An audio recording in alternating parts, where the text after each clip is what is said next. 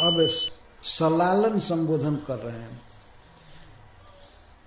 बेटा लालन पूर्वक बहुत स्नेह से कह रहे, तात मेरे प्रिय पुत्र, वयम अन्य च नरः, वयम मतलब हम लोग, हम गोप, और अन्य च नरः अन्य भी जितने मनुष्य हैं, सर्वे वारी मुचाम पतिम ईश्वरम, मेघों के पति, बादल रूपाणाम सूरज रश्मि नाम अपि स एव ईश्वर इत्यर्थ। तम बादलों के पति ईश्वर, सबके नियंता इंद्र की पूजा हम लोग करते हैं।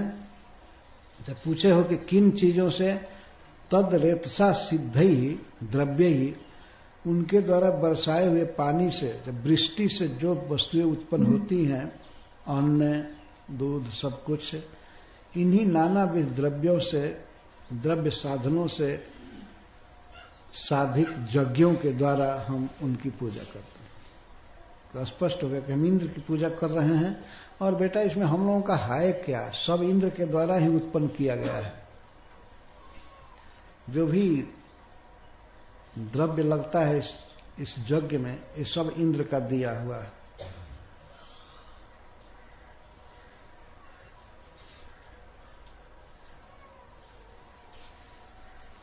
ये ठीक है, इंद्र के दिए हुए बादल से बादल वर्षा करते हैं, यज्ञ होता है।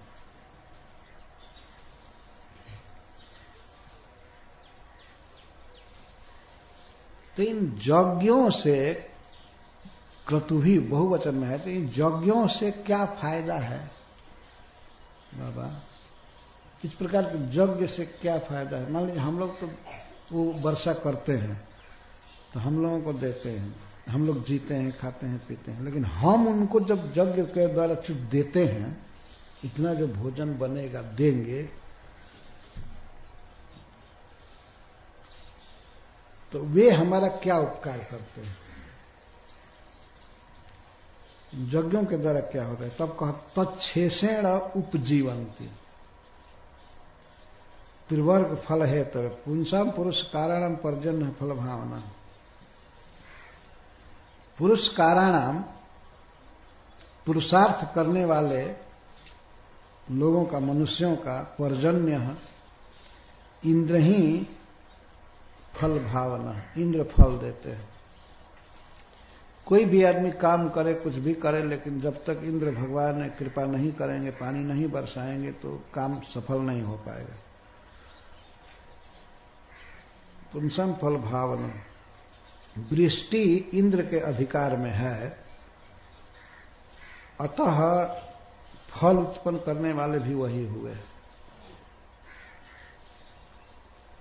पुरस्कार कहते हैं पुरुषार्थ को। मनुष्य अपना काम कर सकता है। विशेष करके इसका उदाहरण देखिए, खेती करने वाले लोग, कृषि करने वाले कृषि करते हैं, खेत भी जोतते हैं, बीज लगाते हैं, सब करते हैं, लेकिन पानी न बरसे या नहर आदि से पानी की व्यवस्था न हो, या किसी तरह से पानी की व्यवस्था न हो, तो खेती क्या होगी? क्या पुरुषार्थ करके कोई करेगा? मेहनत करे, सब करे, उससे कुछ होगा नहीं। इसीलिए पुरुष काराणाम पुंसाम पर्जन्य फल भावना, दैव ही, इंद्र ही प्रधान है फल देने वाले।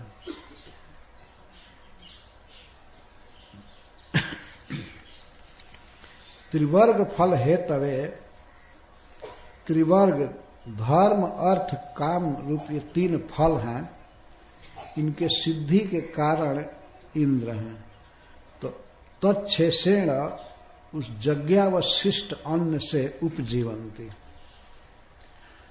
इससे ये फायदा होता है कि अगर यज्ञ किया जाए और यज्ञ और शिष्ट खाया जाए, तो उससे तो जीविका चलती ही है और सब कार्य सफल भी होते हैं। भगवान मानो बीच में इंद्र बाबा को टोके, उंगली उठाकर, बाबा हाथ जोड़कर कहते हैं, उंगली दिखाकर नहीं कहता, इधर प्रश्न करने में उंगली दिखाते हैं, तर्जन, जिसे तर्जन किया जाता है। आई हैव वन क्वेश्चन, ऐसे ऐसे बोलते हैं। ये कायदा नहीं है।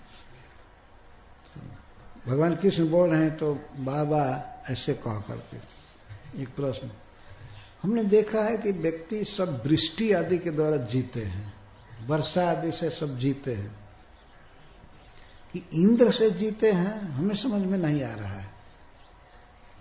अरे आखिर वही हुआ ना, इंद्र वर्षा करते हैं तो वर्षा से जीते हैं, तो अंततः इंद्र की ही कृपा मानी जाएगी ना। लेकिन बाबा ने कहा नंद बाबा ने, ठीक है तुम कहते हो कि कृषि आदि से हम जीते हैं, लेकिन पानी के बिना, वर्षा के बिना कृषि आदि सब विफल है ना।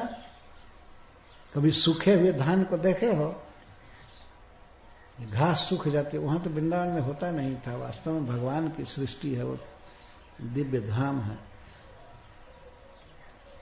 पर्जन्याद वृष्टि, वृष्टि अन्नम, अन्नात जीविका, जीविकातः धर्म, धर्मार्थ उपाय इत्यर्थ है।